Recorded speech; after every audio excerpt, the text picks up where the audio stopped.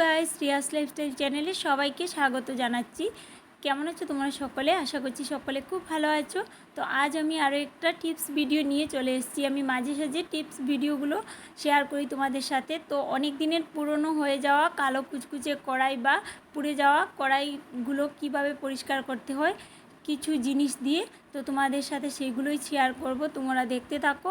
এখানে নিয়েছি আমি 2 টুকরো কয়লা নিয়েছি, গুঁড়ো করে নিয়েছি। আর ওখানে আমি করিনি, ওইগুলো আমার হাজব্যান্ড করছে। তো আর ওইদিকে নিয়েছি দেখো বেকিং সোডা, তারপর নিয়েছি কোকা কোলা নিয়েছি, তারপর ভিমবার আর ভিনিগার। ওইগুলো দিয়ে আমি কিভাবে পরিষ্কার করব তোমাদেরকে দেখাবো, তোমরা দেখতে থাকো।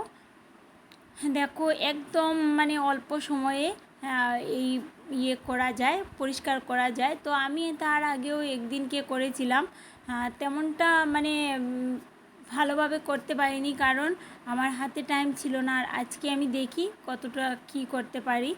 তো আরও অনেক জিনিস দিয়েও করা যায়, তবে আমি এটা দিয়েই আমি সবসময় করি, আমার ভালো লাগে সেটা।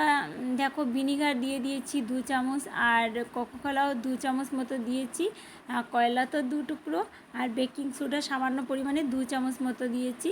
আর ওইদিকে ভিমবার দিতে হবে, জেল ভিমবার দিতে হবে। তো সবগুলোকে মিশিয়ে তারপর কিন্তু কিভাবে করছি দেখতে থাকো। তো এই কড়াইটা অনেক দিন আগেই, মানে আমার বিয়ের আগেই এই কড়াইটা পুড়ে গেছিলো। ছেলে মানুষ তো কী কারণে হয়তো ও খেয়ালে কড়াইটা এত পুড়ে গেছিলো, মানে কিছুতেই ছড়ানো যাচ্ছিল না। আমি অনেক চেষ্টা করেছি, আর আমি এমনিতেই এত নোংরা হয়ে যাওয়া মানে বাসনগুলো তেমনভাবে পরিষ্কার করতে পারি না। কারণ প্রথম থেকে যদি ভালো মতো পরিষ্কার মতো থাকে তাহলে কিন্তু মেনটেন করা যায়, কিন্তু আগের থেকে যদি এত নোংরা থাকে না, তখন কিন্তু এগুলো মানে পরিষ্কার করা যায় না। যেহেতু ছেলে মানুষের ব্যাপার, সবসময় তো আর এগুলো ঠিক মতো মানে রাখতে পারে না ছেলে মানুষ। আর আসলে ও একদিনকে রান্না বসিয়ে 3 ঘন্টার জন্য কাজে চলে গেছিলো, আর কড়াইটা পুরো একদম কি অবস্থা হয়ে গেছিলো। যাই হোক, সেটা আমার বিয়ের আগের। তো দেখো এখানে কিন্তু সব কিছু দিয়ে মিশিয়ে নিয়েছি, আর সামান্য জল দিয়ে দিতে হবে। তবে আমি আমার হাজব্যান্ডকে বলছিলাম যে এত জল দিও না, এটা একটু গাঢ় রাখতে হয়। ফার্স্ট যখন আমি করেছিলাম, প্রথমবার যখন করেছিলাম বিয়ের পর, তখন আমি একদম ঘন ঘন, তো ও একদম জল বেশি করে দিয়ে দিয়েছিল। যাই হোক, তো দেখো এখানে অনেকটাই জল বেশি হয়ে গেছে। এটা কিন্তু টাইট রাখতে হবে। আর এটার সাথে যদি চুন দেওয়া হয় তবে ভালো, তবে চুন দিলে কী হয় বলো তো, কড়াইটা অনেক সময় লিক হয়ে যায়। তো ওই জন্য আমি সব সময় চুন দিয়ে করি না। চুন, তারপর অনেক কিছু জিনিস আছে না, ওইগুলো মানে হালকা করে দে, স্টিলের হোক বা লোহার হোক, অ্যালুমিনিয়ামের হোক, যে কোনো জিনিস হোক হালকা করে দে। ওই জন্য আমি চুনটা দিতে চাই না। তো ওই জন্য দেখো একদম পাতলা হয়ে গেছে। তো এখানে কিন্তু আরও অল্প পরিমাণে বেকিং সোডা দিয়ে দিয়েছি, আর ভিমবারটা কম হয়েছিল ওই জন্য সামান্য দিয়ে দিয়েছি। এবার কিন্তু পরিষ্কার করার পালা, দেখতে থাকো কিভাবে করছি। তো তোমরা কারা কারা এইভাবে এই উপকরণগুলো দিয়ে তোমরা পরিষ্কার করেছো কালো কুচকুচে কড়াই, অবশ্যই জানিও। কিন্তু আমি কিন্তু অনেকবারই করেছি, কিন্তু এটা কিন্তু অনেকে বলে যে পরিশ্রম ছাড়া কিন্তু না, অনেক পরিশ্রম করতে হয় যখন পরিষ্কার মাজতে হয়, বা এত মানে চাপ দিয়ে জুড়ে এগুলোকে চাপ দিয়ে করতে হয়, না হয় এক ফুটাও মানে দেখো পরিশ্রম না করলে এগুলো হবে না। আর ওইদিকে দেখো কড়াইটা কি কালো হয়েছে, বাবারে বাবা এত কালো হয়েছে, মানে এগুলো ছোটানোর কোনো ক্ষমতাই হচ্ছে না। আর স্কচব্রাইটটা এত মানে হালকা হয়ে গেছে। যাই হোক, দেখা যাক এই স্কচব্রাইট দিয়ে কতটা হয়, কারণ ঘরে আর নতুন কোনো স্কচব্রাইট আনা হয়নি। আমি যেহেতু আগের থেকে এটা আমি জানি না, ও এসে হঠাৎ করে বলল যে কড়াইটা আজকে পরিষ্কার করা যাক এগুলো দিয়ে। তো আমি ভাবলাম ঠিক আছে, তো আমি আর না করিনি। আর স্কচব্রাইটটা ঠিক মতো ছিল না। তো দেখো ফাইনালি আমি কিন্তু পরিষ্কারও করে নিয়েছি। আর হাতের অবস্থা, দুটো হাতের অবস্থা কিন্তু অনেকটাই হয়েছে। এগুলো মানে হাতে প্লাস্টিক বেঁধে বা গ্লাভস বেঁধে করলে ভালো হয়, তবে আমি এগুলো কিছু ভাদিনি, কারণ অসুবিধে হয়। আর এই ক্রসবাইটটা ছিল একদম হালকা মতো, যদি নতুন ক্রসবাইট থাকতো তাহলে কিন্তু অনেকটা হতো। আর একটু মানে খোঁচা দিয়ে এগুলোকে সরাতে হয়েছে আমাকে। দেখো একদম যে শুধু ক্রসবাইটে হয়ে গেছে তা না। আর এটা কিন্তু আমি 1 ঘন্টা মতো লাগিয়ে রেখেছিলাম। তবে আরও কিছুক্ষণ লাগিয়ে রাখলে আরও পরিষ্কার হয়ে যেত। দেখতেই তো পেলে কত নোংরা ছিল, কত কালো ছিল। তবে আজকে আমি সেকেন্ড দিন করেছি, মোটামুটি পরিষ্কার হয়েছে।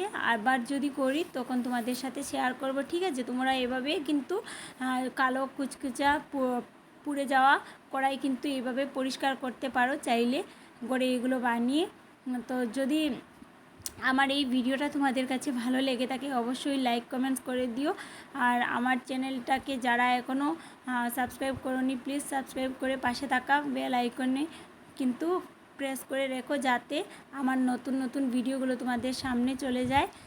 তো দেখো এখানে আমি একটা বোতলেও করে নিয়েছি এই মিশ্রণগুলো। আর দেখো কি অবস্থা, চুড়িগুলো এরকম হয়ে গেছে, মানে এত জুড়ে জুড়ে এগুলোকে ঘষতে হয়। কারণ এগুলো যদি মানে হালকা হাতে করা হয় তাহলে হয় না।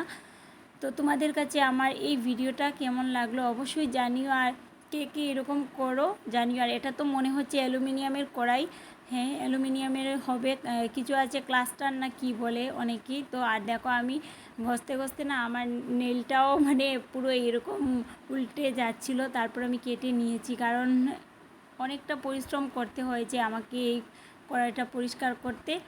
তবে শুধু যদি স্কচব্রাইট দিয়ে করা হতো এটা কিন্তু ছাড়ানো যেত না, কারণ এত নোংরা লেগেছিলো, আমি কিছুতেই পারছিলাম না। অনেক দিন থেকে অনেকে আছে বালু দিয়ে বা ভিমবার দিয়ে করে, তবে বালু দিয়ে করেছি হচ্ছিলই না। আর কড়াইটা তো বললাম প্রথম থেকেই আমার হাতে ছিল না, আমার হাতে যদি থাকতো প্রথম থেকে তাহলে আমি কিভাবে মেনটেন করে রাখতে হয় পারতাম। কিন্তু কড়াইটা তো প্রায় মনে হয় 10 বছরের মতো হয়ে গেছে।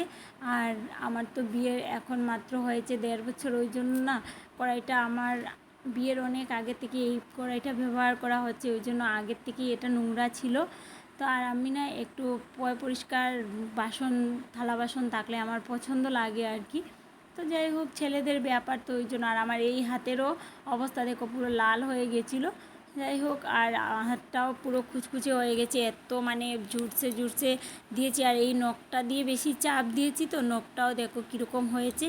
যাই হোক, তোমাদের কাছে যদি আমার এই ভিডিওটা ভালো লেগে থাকে তো তোমরা কিন্তু লাইক কমেন্টস করে দিও। আর এভাবে পাশে থাকার জন্য অনেক অনেক ভালোবাসা সবাইকে।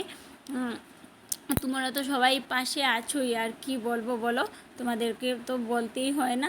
তবে এই ছোটো ছোটো টিপসগুলো আমি নিয়ে আসি মাঝে সাঝে, তোমাদের কাছে কেমন লাগে অবশ্যই জানিও। আমি হয়তো সবার মতো ভিডিও এডিট করতে পারি না বা কথা বলতে সবার মতো পারি না, তবু আমি যথেষ্ট চেষ্টা করি যাতে আমার ভিডিওগুলো সুন্দর করে তুলতে পারি বা আমার বন্ধুদের কাছে আমার দিদিদের কাছে ভালো লাগে, এরকম চেষ্টা করি। তো তোমাদের কাছে কেমন লাগলো অবশ্যই জানিও। টাটা, অনেক ভালোবাসা সবাইকে, ভালো থেকো সুস্থ থেকো, আবার দেখা হবে নেক্সট কোনো ব্লগ ভিডিওতে। ততক্ষণে সবাই কিন্তু অনেক অনেক ভালো থেকো, নিজের খেয়াল রেখো। Love you so much.